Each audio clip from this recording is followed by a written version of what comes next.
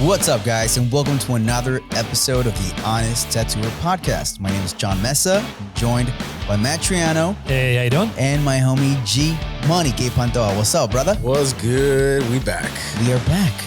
So if you just were on YouTube and you tried to see us do this live, you know that we failed miserably. Good. I know, I don't know which. It wasn't that. Oh, that's the old board. That's the old board. That's that good wah wah wah. But man, going live on YouTube is a lot harder than what you may think. You know what? I think it's hard because we have a very extensive setup. Yeah. If it was just one camera, one mic, it would be pretty easy. Oh yeah, true. Yeah, one camera, one mic, pretty easy. But also getting. Also, if you're listening to the podcast, and you like the podcast, you want to help us out on how to make this live on YouTube, send us a DM, send us a message because we appreciate any kind of help with this. Because even just being able to connect the audio that we get through our mics onto the live platform, I feel like there's something else. There's another step there that we're missing. Probably. To be able to get this audio matched up with cameras and for it to go all on YouTube at the same time. Yeah. Well, hopefully somebody's got some answers for us and we can do it again, or at least try to. Yeah. You know what we're going to do? Watch some YouTube videos about it. Try to figure it out. Yeah. But without further ado, what we're talking about this week is tattoos. And we have some tattoos that were submitted to us by some of our listeners, and we're going to do some critiques. And we know how much you guys love and hate our critiques of tattoos because of the comments. It looks good to me. I know, but you know what? We try to keep it real with you guys, and we try to give you the honest truth of what we think about the work that's shown to us. And with any critique, there's going to be some compliments, and there's going to be just points that you might consider that they're very overly critical, but that's why they submitted these tattoos. They didn't submit them just to get praise and to get fluffed. I mean, that's what your clients are for. Your clients are going to tell you did amazing work. This is phenomenal. It's the best thing ever. But at the end of the day, you need to have a group of people that love tattooing and have seen a lot of tattoos to really give you an honest perspective of your work. And that's the way that you're going to get better. So we got two people who submitted. Cool. The first one came from Rico Seja. Rico. Rico's a Patreon supporter. Thank you very much, Rico. Thank you so much, Rico. Thank you. And he sent a couple all black and gray stuff, cool stuff. And then we have another one from Laziness Tattoo. I believe Laziness is also a Patreon supporter. Laziness Tattoo. Laziness. Yeah, that's wild. That's wild. Well, we're with it, man. So thank you, both of you, for one, being a Patreon supporter, and then two, submitting these for critiques. Yeah, thank you guys so much. So let's start with Rico. Rico. Let's start. You guys want to do the long neck first? Yeah. All right. So that was the first thing you guys talked about, was how long this neck was, right? That was the first thing that jumped at me immediately. This neck is long, but overall, it's cool. It's a freaking cool tattoo, Yeah, it's man. a cool zombie tat. And that's a hard ass spot to do any tattoo. You know what I'm amazed by is that the ankle is gone. Like, shaded out. You can't even see the lump there. Well, I feel like it would have landed right in the Adam's apple, which could have been cool to kind of incorporate that as like a part of the anatomy. Yes. Very cool. But I think also that thing's probably super swollen. Yeah, that's it. At the moment it's probably very, very swollen. But if you look at the skin around where the ankle is, it's not even that irritated or that red or that angry, in my opinion. So Rico, you really did a cool tattoo, man. Yeah, knock this one out. Yeah, that tattoo's sick. The texture is freaking awesome. And even how low he went on the foot, it takes some skill to put ink that smoothly down there. And even if this is what I thought too, even though we feel like the neck is really long, if that bottom of that starts fading out because it's like the bottom of the foot, that neck's going to look shorter, immediately. And I think it still works and it still looks like a rad tattoo. There's just the right kind of heavy amount of darkness on the bottom and that nice negative space throughout the face on the top of the face where it matters, Yeah. Yeah. Everything about this super clean. I love the little wispy hairs on top. It's delicate, but rough at the same time. Yeah. I think it's really well done. Really well done tattoo, man. All right. Let me say on the contrary. So I feel like everything from what these guys said is absolutely true. Now, as far as the neck, I definitely, you see how you kind of like added that really cool like smoke coming out of the out of his mouth. If he could have added kind of like a smoke streak breaking up the neck down there. That's a good idea, man. Yeah. And he would have like been able to break up the design and also make up for if any of that fades, it's still gonna look good. You know? For sure. But yeah, the long neck kind of bothers me, but everything you said about it, like it's a cool placement. It looks cool on the ankle, but it could have just probably been a little bit better with just that little design element. But you know, that's just me nitpicking, and that's what I'm here for. I mean, if we're going to start nitpicking, the nostrils being jet black kind of is very stark. You know what's crazy? I like that. Do you? Yeah. Yeah, me too. I like it just because he used such a strong light source at the top on the forehead and on the top of the nose.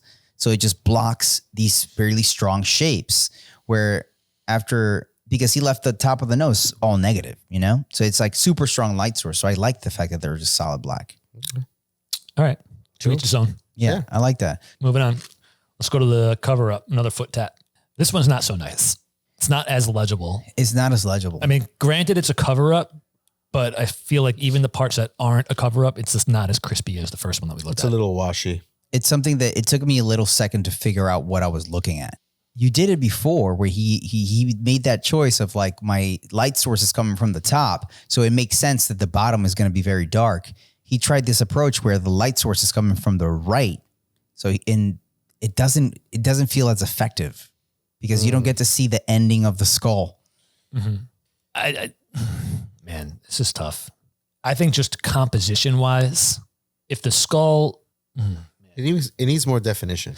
yeah, it needs more definition, but I'm just thinking like placement wise, composition wise, the skull features like the eyes, nose, and top of the jaw, it's so small compared to The entire design. Yeah, exactly. Like I that, agree. that could have easily been Much bigger. the entire foot, and all this like wispy kind of illegible stuff down by the toes is unnecessary. Yeah. Like When you tattoo feet, man, it's crazy how much smaller the space is.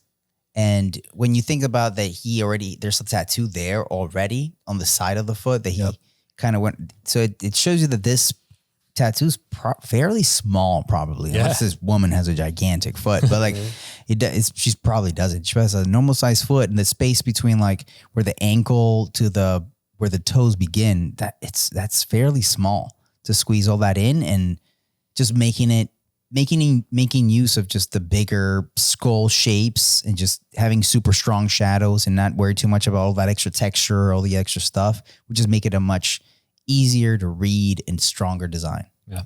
All right. Okay. Moving on.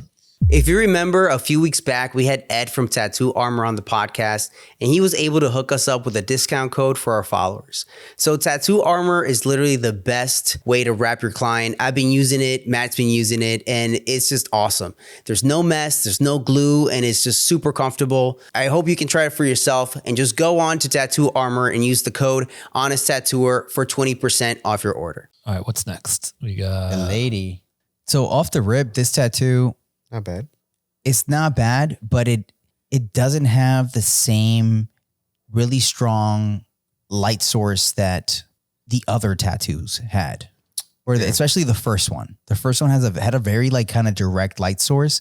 He tried to do some of that like really strong negative space, but then the part where it's like the inner part of the hair being just as light and having negative space like the front of the head kills that effect. yeah. Yeah, there needs to be more variation and contrast. It's too mid to light. There's too many of the mid to light tones everywhere in the tattoo. And It just I can't needs get- larger fields of larger tones. larger tones. Like there's some black there, but not enough of it against how much negative space there is. Yeah. On the zombie tattoo, it looked fairly balanced, like good, like super darks and then super negative space in spots. But now here's like, they're everywhere This to me looks like this is the first session, for sure. right? Whether or not that's the intention, I don't know, But that's how it feels. it feels like an incomplete tattoo. It feels incomplete. What I see though, I like it. It's nice. Yeah. Shading's fairly smooth. I wish there was a little bit more definition in like the defining features, like her nostrils. Yeah, her nose needs a little work. Yeah, her lips like need a little bit of definition. But to be fair, like noses, when you're doing realism, it's very hard to pull off that type of like shading, undershadow. Yeah. Going into extreme like light point. You know? Yeah. No, I agree. I'm not even saying that though. I'm just saying as far as like the defining shape, like maybe do a light line instead of trying to just mag in the shape of the nose. Oh yeah. And it's funny because that's what I actually done many times. Just line it in there, you know, and just make it like a sharp, shadowy edge. Yep. Yeah. You know what? I like this before I started picking it apart. And now I'm seeing a lot of things that I don't know if maybe the stencil got a little warped or maybe he drew this and instead of like tracing something. But I do see a lot of warping, I guess is the right word to say. Like her eye in the shadow side of her face is much higher than the eye in the light side of her face. And the center point of her hair is not centered on her forehead or her nose. Like, so to me, I don't know if everything kind of got shifted a little bit, but something seems a little off. Yeah, there's something a little bit off, but I don't think it's anything that another session of tattooing couldn't be kind of fixed. You can't move features though. Well, wait, I think what you're talking about with like the eye difference, I think it's, you see the gap between the eyelid and the brow on the right side. It feels like if you did more shading and you move that with shading, you can kind of fake that a little bit. You know what I'm going to do? I'm going to throw this into Photoshop right now and warps it and see if we can straighten everything out. Because I see what you mean. What I did was I moved the center line of the hair part more centered. Yeah. And then I brought that eye that's in the shadow side more closer. Like if you look at where her eyes are in the left picture, that's the one that I edited. Compared to the one on the right. Like her eyes on the right look very far apart from each other. I feel like the part that makes the biggest difference is just moving the hair to the middle. To tell you the truth. The eyes being further apart doesn't bother me as much. No. Yeah. That doesn't bothers me as much as that. But it's crazy by creating a little bit of more symmetry, how much more appealing a face looks. Yeah. A little bit more symmetry and a face immediately looks more appealing. Yep. Crazy. All right. Moving on. So the next. All right. So the next one now is from laziness. Oh my goodness. I don't know if this is done. It's not done and it's a cover up, right? That's why all that black's there. Yes. I don't know where to start. The first thing that I don't like is I hate when I see a design and it's like so symmetrical, but not symmetrical. And it's like super like the drawing is symmetrical, but it's not like, I don't know how to put it into words other than like, it's not perfect. It's not perfect. You know what I'm saying? It's like, it's something that was drawn in Procreate with like the mirroring of it. That's why it has that feel that is uncomfortable to look at. You know, it's perfection where I think even just drawing two flowers, like two peonies that look very, very similar, but have the same positioning and anything, but you have little variations to them. That feels more comfortable to the eye. Because even when you look at a person's face, even though it looks symmetrical, it's not at all. But that's what makes it more, that like imperfection of it makes it easier to just digest. Because when you see your face and you take a picture of it and you flip it and look at one, you're like, whoa, that looks wild, you know? Because one side of your face looks completely different than the other. So I think seeing that in a tattoo, it just makes it uncomfortable. I hear the comments right now. What? You just said if you make the face more symmetrical, it's so much more appealing. Yes, but it's just one face, but this is like different elements, you know?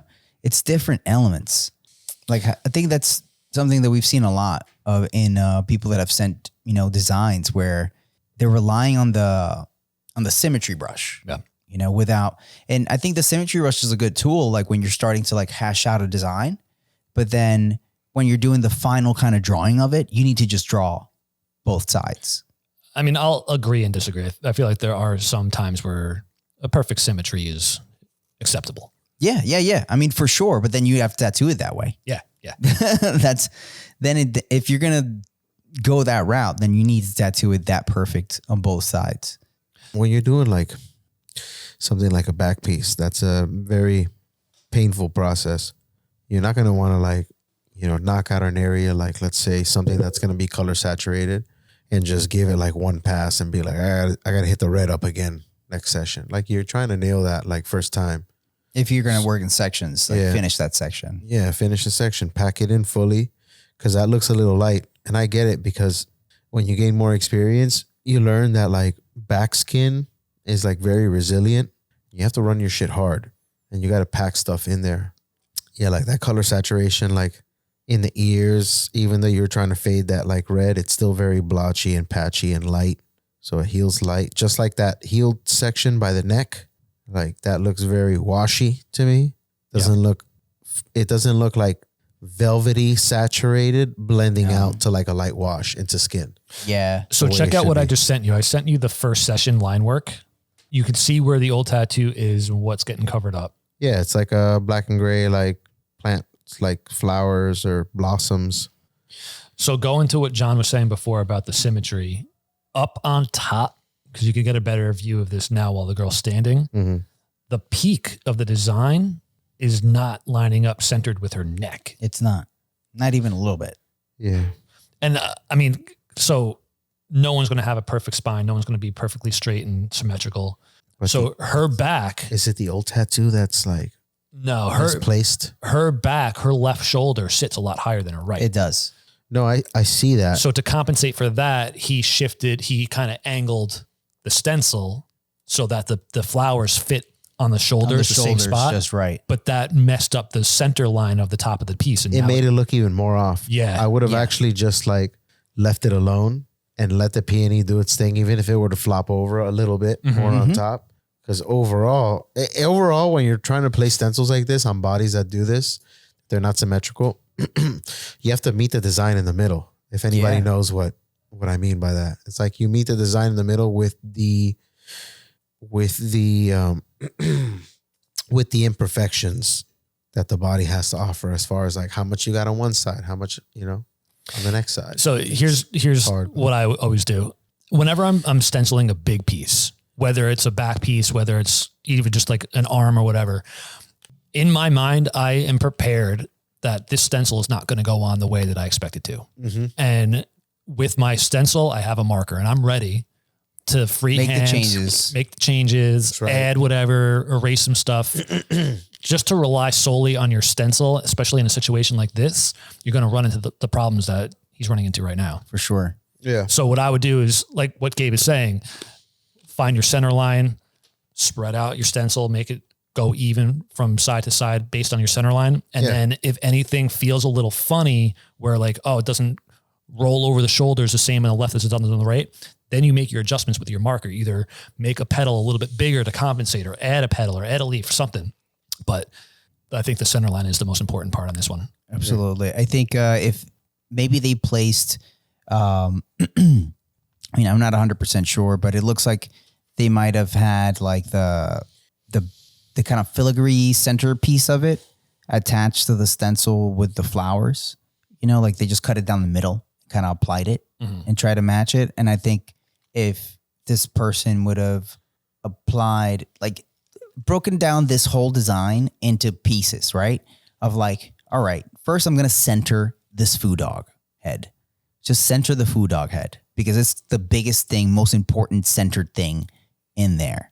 So make the foo dog be nice and centered, which is also has that lean, if you can notice. It also has the lean. Yep. So center the foo dog. That's immediately going to make it feel more centered. Then place the flowers last at that filigree centered, and I would freehand that part or just apply it as a separate stencil that you overlay behind everything else. Yeah. And then you would have been able to get everything more balanced by just breaking it down into pieces, even if you did it in separate sessions. Just by making sure that foo dog, since it's going to be sitting in front, make that centered, big, then make the other flowers. Because they also kind of, I don't know, they feel like they compete with each other a little bit. I would have made that foo dog head bigger. Yeah. Tough cover up to do, though. It is. Sure. It is a tough cover up to do. Right. That's why cover ups are hard, man. Cover ups are hard. Back pieces are hard. That old tattoo, the tramp stamp that's there, it looks like it's way off. Yeah. Yeah, which is probably not helping either. Yeah, it's just based on the picture. It's throwing me off like big time. That's the worst when you're trying to do a cover up of a symmetrical piece, covering it with a symmetrical piece, but the first tattoo is not symmetrical. It's not symmetrical. Yeah, that throws you. All right, keep us posted on that one. We want to see how you finish it up. For sure. All right, let's keep it moving. Let's keep it moving. You go to the samurai.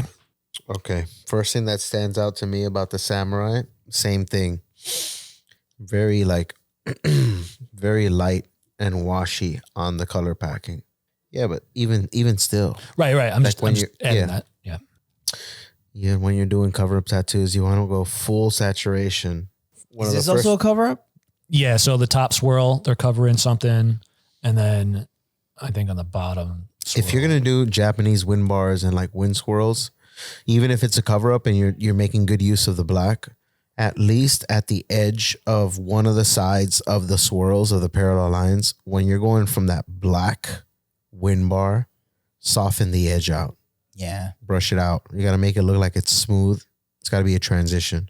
So for right now, I'm just focusing on the areas that are obviously not a cover up for me, which are the most important spots where you have the liberty, where you're not like constrained by the old cover up. That's where you should really shine. So for me, it's like that hand, those fingers. Yeah, it's a wonky hand, right? It's pretty noodly. Yeah, it's even if you're doing Japanese, which is still an illustrative design, they still have good proportions with their fingers, drawing, anatomy, even if it's exaggerated. So make sure when you're tattooing fingers and hands, guys, I know it's hard, but you got to be consistent, and you got to make sure that you pull off those things nice, because we're all looking at hands and little toes. I can't And little, honestly tell where the right hand doesn't feel like it's coming out of the same person. The one holding the sword. Yeah. yeah, the it's one a weird angle. It's a very weird angle. Yeah, it's like kind of, oh man. Yeah. Okay. Like if I see where the shoulder of that left hand is supposed to be, and I go around where that other shoulder should be, it doesn't feel like it's aligned to it at all. Yeah, it's like his shoulder and his chest and his clavicle are detached. Yeah, like it's just doesn't match. When you're drawing a figure covered with clothes, even though you can't see the body part that's covered by the clothes, still draw that body part and attach it to the body so that you don't run into this issue right here where it looks like that arm is not connected to the body. If you follow through with your drawing and connect that arm to the body, you'll figure out like, oh shit, this doesn't really make any sense. I got to redraw this and make it connect. That's why it's important if you're going to draw figures, draw your frame. Yeah. Draw them naked pretty much, just bones. Skeleton, yeah. Just draw the skeleton and then layer everything on top of that. And then you'll be able to get a right pose. And I'll tell you the thing that I like composition wise about this tattoo though is the good use of even though I have my complaints about the color saturation and it could be better, the use of blue on both the upper arm and then lower arm is really cool. I feel like the use of red could have complemented a touch if you threw it down there somewhere. On the wrist. Yeah. Yep. somewhere in the bottom. I mean, it also looks, somewhere on the bottom. this tattoo also looks incomplete. It looks like it's not finished. Yeah, that's why I was like, if it's complete, then it needs that. If it's still incomplete, then I'm sure you're probably gonna add some. There's nowhere you can't add red to that unless you're doing something on the hand. You can't add red to the bottom part of that now. Yeah, you can on the horns, on the Hanya, on the horns, or you can whip some red off the top of the forehead of that Hanya a little bit. Like there's ways that you can add some red to it. Yeah, for sure. But overall, Yes, there is. I think that will totally kill the effect though. yeah, Adding red to that Hanya mask. on the horns, I think On the it'll be horns, fine. it'll be okay. On the horns, it'll be cool. Yeah, because he's not going over any colors whatsoever. No blues, no. Mm-hmm. All right. Yeah. I don't think that's a good choice, but okay. Because it could be like on the tip. You see on the tip of the horns, Yeah, I get and what then you're you saying. fade it down. Yeah, I get what you're saying. Yeah, it looks like that. It'll look like the Freaking popsicle. yeah, the rocket. Yeah. Like the rocket, man. The rocket. There Like you the go. rocket. Yeah. All right. Cool. And like. It wouldn't even have to be like a full red, you know? Like even if you did like for the horns, if you went either a really, really dark brown to a red on those horns, like the red's like the brightest part, but it's like a dark brown. Yeah. Like that would work. Or even if he would have made the eyes like a pop of red instead of using like the yellow. Yeah. That could have been cool too. But overall, the tattoo just doesn't feel finished, What you is know? that yellow thing, by the way? What is that? Sun? A sun? It can't be. Look how wonky it is. I know, but that's the only thing I could think. Yeah. A bag? You get the bag. You drop it and fumble it. I got the bag. I got the bag. I don't know. I feel like it's either or, but You know what I mean? It's like, yeah. there's like unnecessary. Overall, the harder I man, look at like, this, and I hope you don't get offended by this, dude. I feel like you're doing projects that are bigger than what you can understand. than what you can grasp.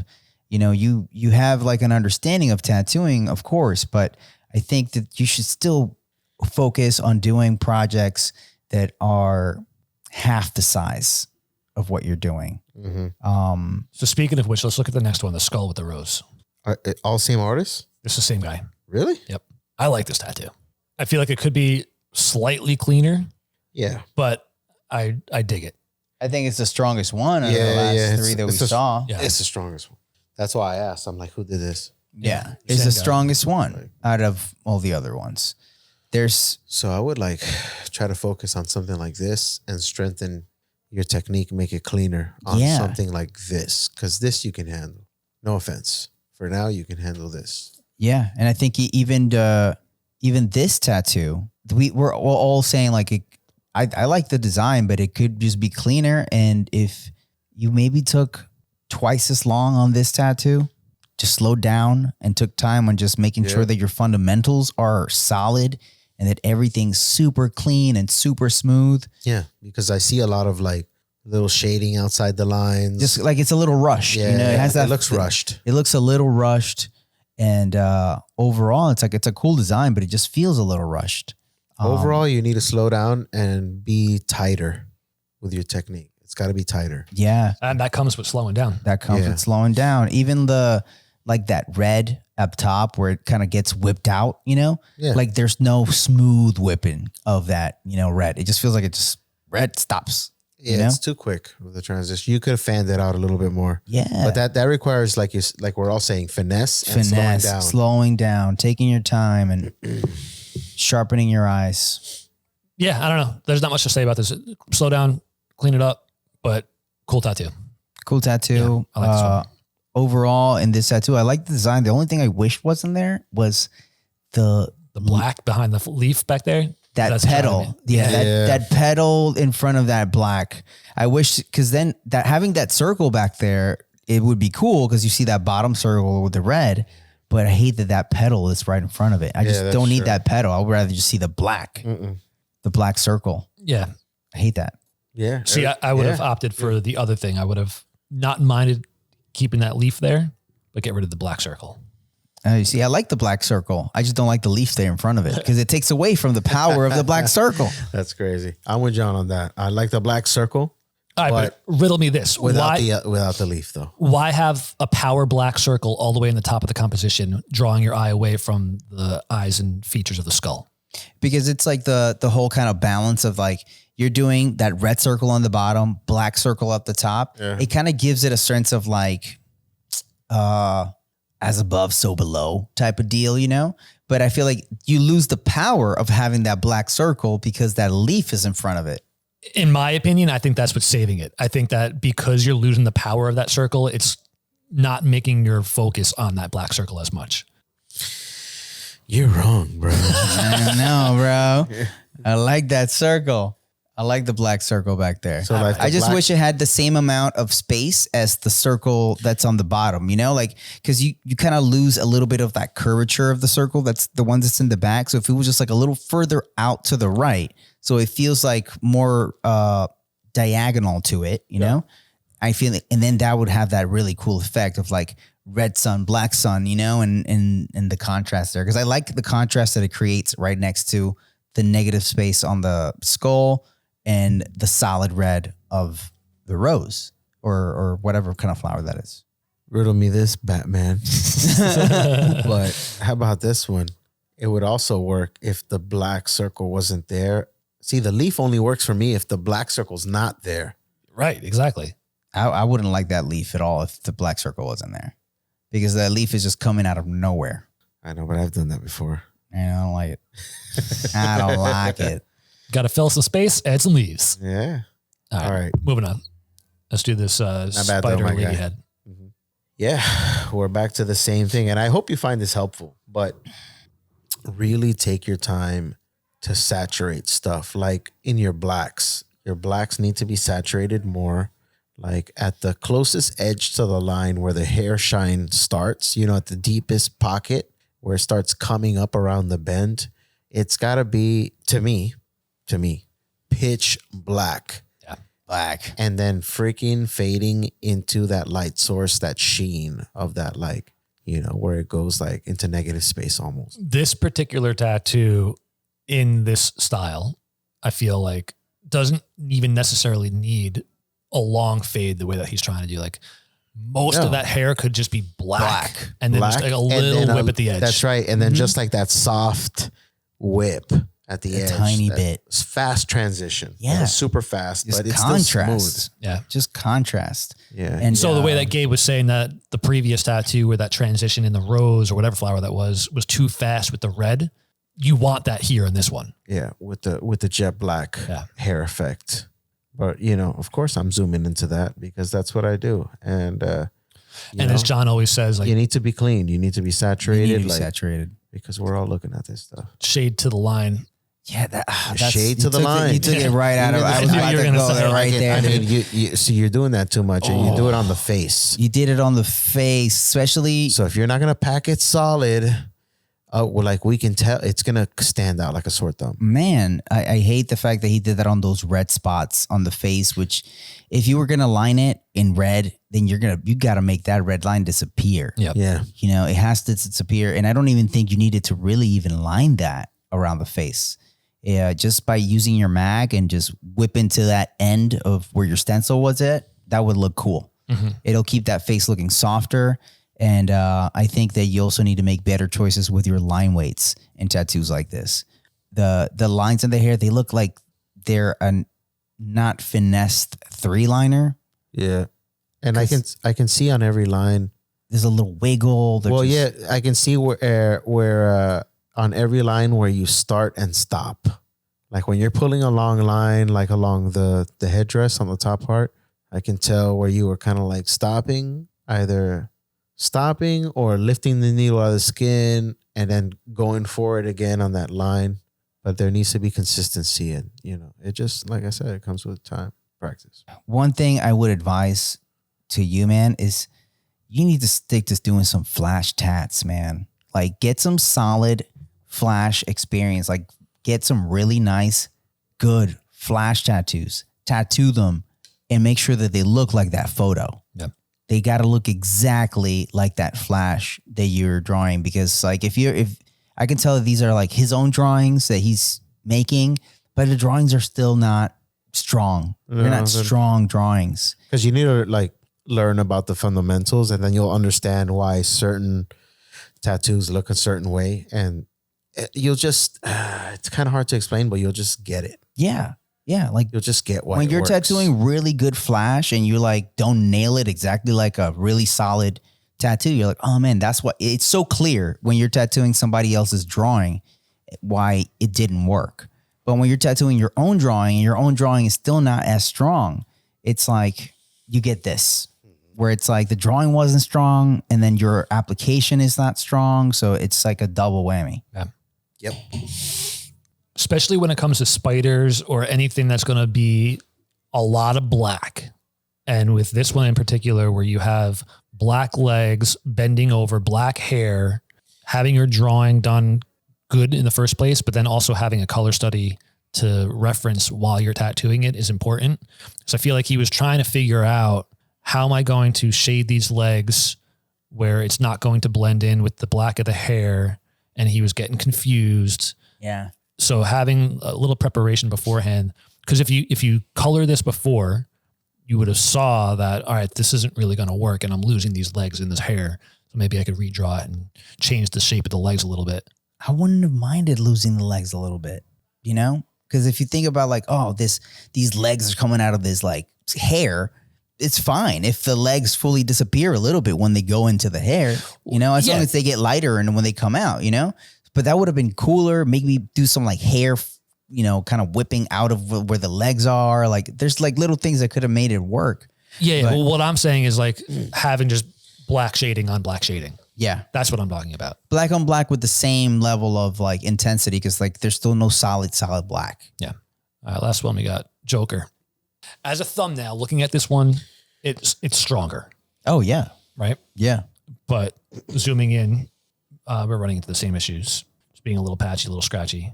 But as a composition, I think this one, you nailed it. Yeah. The composition I like. Yeah. This tattoo, it feels like the shading looks more solid than it did before. It's definitely better. It's definitely better. Anytime you're tattooing something that's supposed to be white, it's always a challenge. So he's got like that really pale white makeup on. Yeah. Because one spot you can overdo it and you kill the whole effect. Mm-hmm. But, and then on the other hand, if you don't do enough, it just looks too flat. Well, I don't hate the effect of the face that he did. It's, that kind of like black and gray with like a splash or a little bit of red and trash polka kind of mixed into all of this. But I feel like when it heals, it'll look more grayish. Yeah. Yeah. I feel like all the same things that happen in the other tattoo are happening here. And there's like even things where like you threw this white on these bats. Yeah, that was unnecessary. Completely unnecessary, dude. The one bat over the hair is very unnecessary also. Yeah. Like just, why add this white on such a secondary object of the tattoo that's not important? Like, the only white in this whole tattoo should be the 2 dots that you're going to put in those eyes. Mm-hmm. That's it. Just dot, point of focus, everything else unnecessary. Be very careful with your choices. Be mindful of your choices when you're tattooing, and you're going to do better tattoos. Slow down, stop. Through every step of this tattoo, like after you get through it, just think about what's next, If you're not thinking about what's next, and that's why it's important to do either, a color study, like Matt's saying, like if you have a color study, you're going to feel way more confident when you're going to the tattoo because you've already done it. You've already approached it in a certain way. But if you're just working off of like a few images that you pulled up on Instagram from Photoshop or online, and that's your reference, like you're still processing that tattoo as you're tattooing, and you're going to be slower at tattooing. It takes many, many years to be able to do that and do it with confidence where you're like, oh yeah, I've done this a million times. I don't even have to think about it. But I don't think you're at that point in your tattoo world. All right. That was it. Yep. Cool. Man, that was it. That was it. Pretty good. That was a long one. Yeah. Well, guys, thank you guys so much for tuning in. And we're going to keep working to try to bring more to the podcast for you guys. And if you have, a submission of your work that you want to do, please join the Patreon and you can send us a message through there and we'll be happy to talk to you guys. And we can hopefully figure out how to do a live show because I feel like it would be a great way to really interact with you guys and have a much more close relationship with all you guys and just talk, just quicker, than through the DMs. Sure. Yep. Speaking of Patreon, there's a couple of people I want to thank. And while I'm thanking them, I want you guys to think of maybe a recommendation for this week. So we have a few new patrons that jumped on this week. One of them was Rico Seja, which we just did the critique for today. So thank you, Rico. And then we also have JT, Justin Lanero, Ryan McNiven, and Nicholas Boyksik, which Nick sent me a message a couple of days ago saying, dude, I got to admit, when I first found out about you guys, I was a hater. Oh. And now he's a patron supporter. That's amazing. So he came around and I asked him, I was like, well, what happened? Like, what made you have the change of heart? And he was like, well, when I first saw the first reel that I came across on Instagram, it was just like something he didn't agree with and he was a hater and it was out of context. So he didn't understand the full story. So, I mean, dude, good on you for actually going against what you hate really and checking out the full episode. And it was like, now that I watched the full episode, I understand what you guys are really about. And I got the whole context, the whole conversation. He's like, I'm in now. He loves it. So dude, thank you very much for committing, giving us a chance and now supporting the show. Appreciate that. Yeah. So if you want to be anything like those guys, you can head over to patreon.com/honest-tattooer and sign up to be a Patreon supporter.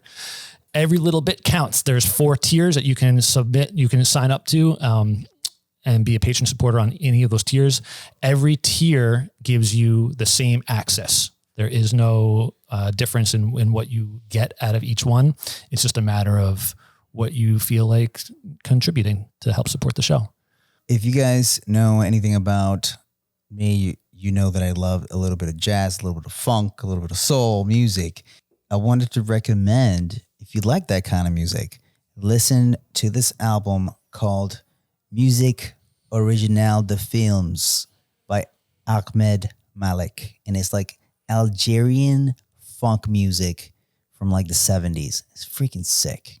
I know it sounds super obscure and weird, but it's really good. Trust me.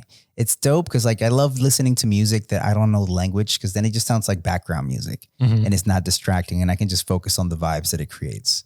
And it's really, really good. So Ahmed Malik. Right on. You got it. I got 2 recommendations. One of them is an Instagram page called ArtWad, and it's art_wad, WOD. Oh, cool. And it's like an instructional account, right?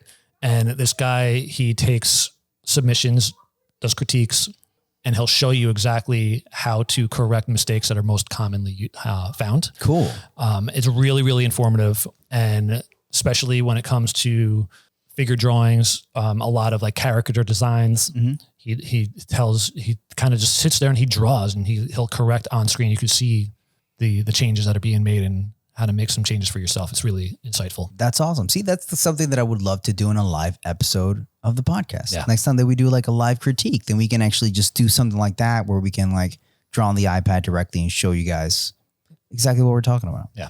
G Money, what you got? As far as what, like new Recommendations or anything in any sort? Fishing spots? Oh man, you know what? I always try to find like the best sort of advice, but I always just try to recommend what works for me. Aside from spending time on like your drive and your passion, get yourself a hobby because it's good to be able to take a breather and focus like on another skill. Yeah. Because I feel like those things go hand in hand. I mean, it's always good to like focus on one thing and try to master this one thing.